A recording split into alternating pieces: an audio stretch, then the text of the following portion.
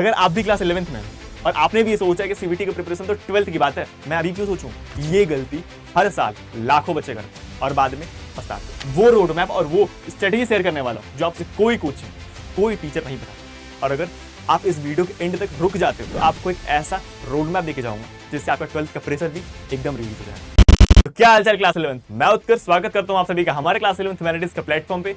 और आज हम बात करने वाले सीयूईटी के बारे में, हमारे देश का सबसे बड़ा अंडर ग्रेजुएट एंट्रेंस एग्जाम जिसको एनटीए कंडक्ट कराती है। और एनटीए वही अथॉरिटी है जो नीट और जेईई जैसे एग्जाम को भी कंडक्ट कराती है। और अगर मैं आज से 4-5 साल पहले की बात करूं ना, तो किसी डीयू जैसे टॉप कॉलेज में एडमिशन लेने के लिए केवल एक चीज मैटर करती थी, दैट इज योर 12th के मार्क्स।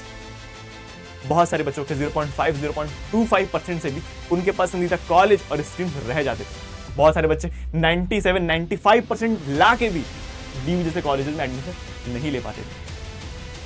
और अगर मैं बात करूं कंपटीशन की, तो इस एग्जाम का कंपटीशन हर साल बढ़ता चला जा रहा है रैपिडली।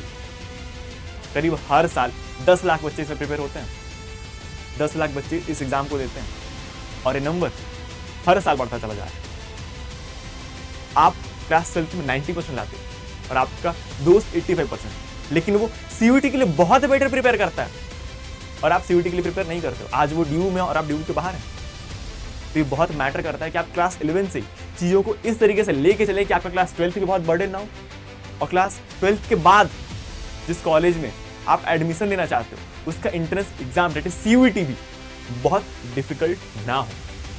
तो आज हम बात करेंगे अपने सीयूईटी एग्जाम के बारे में और देखेंगे क्या क्लास 11th में रहते रहते हम क्लास 12th में होने वाले सीयूईटी एग्जाम को कैसे टारगेट कर सकते हैं और कैसे उसको फोड़ सकते हैं। एक बहुत बड़ा सवाल जो सबके मन में आता है, ऑलमोस्ट हर बच्चे के दिमाग में आता है, क्लास 11 से क्यों क्लास 12th में नहीं कर सकते? क्या क्लास 11 से स्टार्ट क्यों करना है? क्लास 12th में नहीं कर सकते? पूरा साल होगा मेरे पास। क्लास 12th में बहुत प्रेशर होगा तुम्हारे पास। क्लास 10th का सब्जेक्ट नहीं है वो, क्लास 12th है। ये छोटा घर, ये बहुत बड़ी सी बिल्डिंग, इस छोटे घर को आप कंप्लीट कर सकते थे। इस बहुत बड़े घर के साथ साथ आपके पास बोर्ड का प्रेशर होगा, आपके पास सीयूईटी का प्रेशर होगा, आपके स्कूल और कॉलेजेस वालों का अलग प्रेशर होगा कि प्रैक्टिकल दे दे, वाइवा नहीं दिया, फाइल नहीं जमा करी तूने, उसका अलग प्रेशर होगा। और इन सारी चीजों के साथ आप लेके चल रहे हो एक बहुत बड़े एग्जाम का जो आपका फ्यूचर डिसाइड कर रहा होगा, जो ये डिसाइड कर रहा होगा कि आपको कौन सी यूनिवर्सिटी, कौन सी स्ट्रीम में कौन सा कॉलेज मिल रहा होगा, और वो कॉलेज आपका फ्यूचर डिसाइड कर रहा होगा कि आप आगे क्या करने वाले हो। तो ये बहुत मैटर करता है कि अगर आपके पास अभी समय है तो समय रहते शुरू करें, और समय रहते शुरू करने पे ही वो मौका मिल पाएगा जब आप औरों से बहुत आगे होगे। 10 लाख छोटा नंबर नहीं होता है। और अगर मैं बात करूं इस एग्जाम के बारे में, तो एग्जाम में 3 स्ट्रीम्स होती है। सबसे पहला टेस्ट होता है आपकी लैंग्वेज, दूसरा डोमेन और तीसरा जनरल स्टडीज का। लैंग्वेज में आपके पास हिंदी, इंग्लिश और बहुत सारी लैंग्वेजेस होती हैं। मोस्टली बच्चे इंग्लिश प्रेफर करते हैं, आपकी जो चॉइस हो, मोस्टली बच्चे इंग्लिश प्रेफर करते हैं क्योंकि इंग्लिश से कहीं ना कहीं उनका ऐसा होता है कि पहले से भी उन्होंने पढ़ रखा होता है और थोड़ा कंफर्टेबल भी होते हैं उस लैंग्वेज में। या फिर बहुत सारे बच्चे हिंदी से भी कंफर्टेबल होते हैं, सबकी अपनी चॉइस है। आपको आपका जो सबसे पहला टेस्ट होता है दैट इज सेक्शन 1, वो आपका होता है लैंग्वेज के बारे में, और दूसरा होता है डोमेन सब्जेक्ट। डोमेन सब्जेक्ट वो सब्जेक्ट होता है जो प्रॉपर क्लास 12th के एनसीईआरटी से आता है, और क्लास 12th के एनसीईआरटी आपके 11th का बेस है। अगर आपने 11th को अच्छे से कवर नहीं कर रखा तो आप 12th को बहुत अच्छे से कवर नहीं कर पाओगे। और क्लास 12th के एनसीईआरटी में जो स्ट्रीम आप चूज करोगे और जो स्ट्रीम में आप कॉलेज में एडमिशन लेने वाले हो वही होगा डोमेन सब्जेक्ट। और तीसरा आता है दैट इज जनरल टेस्ट। और जनरल टेस्ट वो सब्जेक्ट है ना जिससे बहुत सारे बच्चे भागते हैं। डोमेन सब्जेक्ट और इंग्लिश तो कहीं आपने पढ़ भी रखा होगा, डोमेन तो वो सब्जेक्ट है जिसको कोई नहीं पढ़ता है भाई। अगर मैं बात करूं ह्यूमैनिटीज वाले स्टूडेंट्स की, तो उसमें जीके आता है, रीजनिंग्स आती है, क्वांटिटेटिव एप्टीट्यूड आता है, करंट अफेयर आता है। ये सारी चीजें होती हैं जिनसे बहुत सारे बच्चे भागते हैं, और ये वही डिसाइडिंग फैक्टर होता है जो आपको सबसे अलग बनाता है। क्योंकि लैंग्वेज और एनसीईआरटी तो सब पढ़ ले रहे हैं, और ये वो डिसाइडिंग फैक्टर बनता है जो आपको औरों से अलग करता है और आपके मनपसंद कॉलेज में आपको एडमिशन लेने के लिए काबिल बनाता है। आखिर देखते हैं कि हम इसकी प्रिपरेशन कैसे कर पाएंगे। ठीक है, आपने इन सबको समझ लिया कि 3 सेक्शन होंगे, और 3 सेक्शन में पहला होगा लैंग्वेज, दूसरा होगा डोमेन सब्जेक्ट। डोमेन सब्जेक्ट वही सब्जेक्ट होगा जिसमें आपको आपके कॉलेज में एडमिशन लेना। लाइक अगर मैं किसी साइंस से आता हूँ, लाइक अगर मैं मैथ से आता हूँ, ठीक है, या फिर मैं किसी हिस्ट्री, पॉलिटी, ज्योग्राफी से आता हूँ, तो मुझे अपना डोमेन सब्जेक्ट लेना होगा दैट इज हिस्ट्री, और उसके साथ मुझे जीटी या फिर एक लैंग्वेज चूज करना पड़ेगा। ये सारे कॉलेजेस का अलग अलग होता है, वो एक लिस्ट रिलीज होती है जिसमें आपको तीनों चीजों को कंबाइन करके कॉम्पोजिशन से एक कॉलेज में एडमिशन मिल रहा होता है। समझ गए इस बात को? आगे देखते हैं किसके आगे क्या। बात करते हैं हमारे प्रिपरेशन किस तरीके से होनी चाहिए कि हम इन तीनों सब्जेक्टों को साथ ले चलें और साथ लेते लेते अपने बोर्ड्स को भी मैनेज करें, बोर्ड्स में भी बहुत अच्छा स्कोर करें। इसके साथ साथ हम अपने मनपसंद कॉलेज या फिर किसी टॉप यूनिवर्सिटी में एडमिशन भी ले रहे हो। तो सबसे पहला फेज स्टार्ट होता है, दैट इज फेज 1। और फेज 1 हम डिसाइड करते हैं जुलाई टू अक्टूबर, ये 4 महीने का वक्त तो बहुत ही क्रूशियल वक्त होता है जो आपको सबसे अलग बनाता है। और ये वही वक्त है जिसमें आप क्लास 11th के एनसीईआरटी को अच्छे से रीड करते हो, अपने बेस को कंप्लीट करते हो। और इस बेस को कंप्लीट करने के साथ साथ आप लैंग्वेज पे भी ध्यान देते हो। अगर आपने इंग्लिश चूज कर रखा है तो आप न्यूज़पेपर में आ रहे एडिटोरियल्स या फिर आर्टिकल्स को भी पढ़ते हो, जिससे आपका रीडिंग कॉम्प्रिहेंशन और वोकैब भी बहुत बेटर होता है, जिससे आपका सीवीटी एग्जाम में बहुत अच्छा परफॉर्म हो पाता है। और अगर मैं बात करूं इसके बाद फेज 2 की, तो फेज 2 में आप आएगा नवंबर से फेब तक।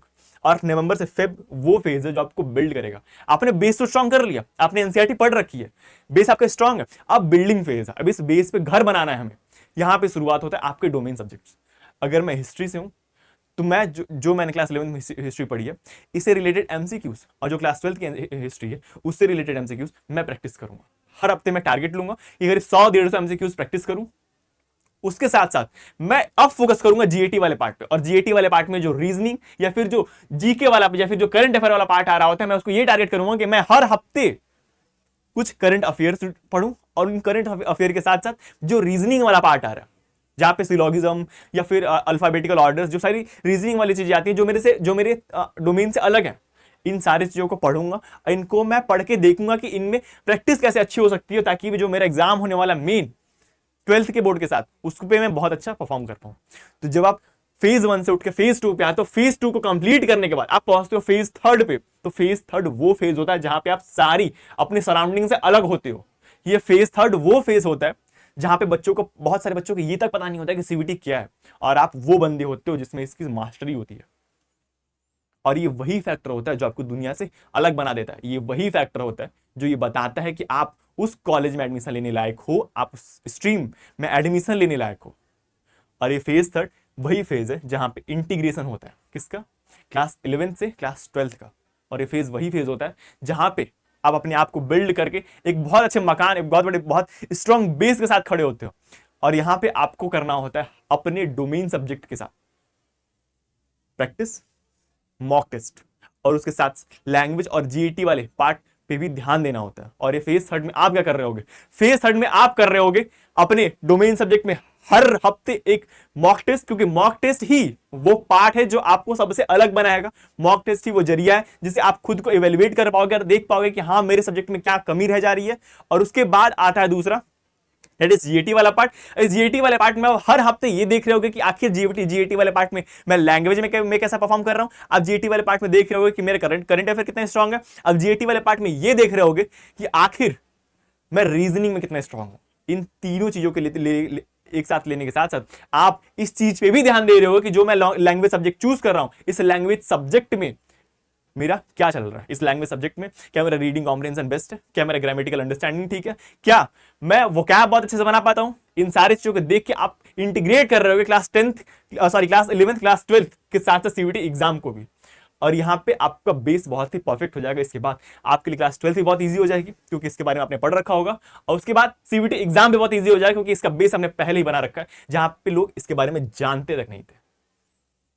और इसके बाद आता है बहुत ही मोस्ट इंपॉर्टेंट पॉइंट कि आपको जो गलतियां रिपीट नहीं करनी है, वो गलतियां जो आपको नहीं दोहरानी है। इसमें सबसे पहला आता है दैट इज एक्स्ट्रा बुक्स में पैसे वेस्ट नहीं करने। बहुत सारे बच्चों की ये गलती होती है कि वो जब मार्केट जाते हैं, बुक खरीद के ले आते हैं, और उनका होता है कि बुक तो लाया तो पढ़ लूंगा। बेटा, बुक रखने से पढ़ाई नहीं हो जाती है। The most important factor is कि आप एक बुक लाते हो और उस एक बुक को बहुत ही जेन्युइनली कंप्लीट करते हो। आप एक बुक लाओ और उसको 100% कंप्लीट करो। आपकी उस बुक में एफिशिएंसी कितनी, ये मैटर करती है। ये नहीं मैटर करती कि मैं 10 बुक लाके रख देता हूं, पढ़ता कुछ नहीं हूं।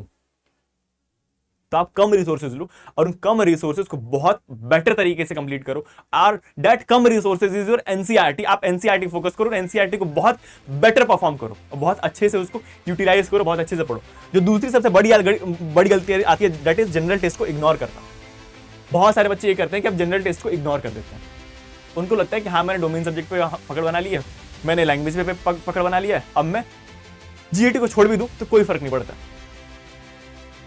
ये गलती मत दोहराना। अपने जीएटी वाले पार्ट को मत छोड़ना, क्योंकि जीएटी वाला पार्ट ही वो फैक्टर होगा जो आपको बाकियों से अलग बनाएगा। क्योंकि डोमेन पे और लैंग्वेज पे सब ध्यान दे देंगे भाई।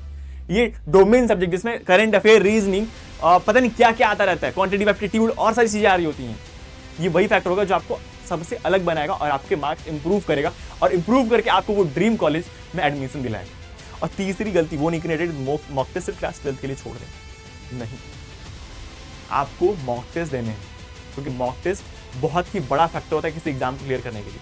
और मॉक टेस्ट ही वो जरिया है जिससे आप अपने आप को देखते हो और अपने आप को इनहांस करते हो, आपको समझ में आता है कि आपके अंदर क्या गलतियां थी जिसको इंप्रूव करना चाहिए था। तो बेटा मॉक टेस्ट को कभी भी हल्के मत लेना, मॉक टेस्ट को रेगुलरली अटेम्प्ट करना, हर हफ्ते मॉक टेस्ट अटेम्प्ट करना, जो सब्जेक्ट पढ़ रहे हो और वो सब्जेक्ट कैसे अपने आपके सीबीटी एग्जाम से लिंक कर रहा है इसको भी ध्यान देना। और उसके साथ साथ ये भी देखना है कि आपने जो मॉक टेस्ट दिया उसमें आपका स्कोर क्या रहा है, जो स्कोर आप कर पाए वो क्यों नहीं कर पाए हो, और उसको आप और बेटर इनहेंस कैसे कर सकते हो। तो ये कुछ रास्ते थे जिससे आप अपने 11th में रहते रहते भी 12th को टारगेट करें, और 12th को टारगेट करके आप सीबीटी एग्जाम को भी टारगेट करके बहुत अच्छे मार्क्स अचीव करें। और एक बहुत ही इंपॉर्टेंट बात मैं तुमको ये बताऊं, तो बेटा ये जो तुम्हारा रास्ता जो तुमने चूज किया है ना, ये बहुत अलग है, और ये वही रास्ता जिससे आप अपने ड्रीम कॉलेज तक जा सकते हो। और वो जाने का रास्ता भी आज से शुरू होता है, वो यहीं से शुरू होगा कि तुमने आज स्टेप क्या लिया है। अगर आप आज को देखते हैं और आज को बेटर बनाते हैं ना, तो आपका आने वाला कल भी बहुत बेटर बन जाएगा। तो hope you all get understand what I am trying to convey you. तो आप इस बात को अच्छे सुनिए, ध्यान दीजिए। मिलते हैं किसी अगले वीडियो में किसी बहुत ही इंटरेस्टिंग चैप्टर और टॉपिक के साथ। तो तब तक के लिए ध्यान रखें, पढ़ाई करते रहिए। All the very best.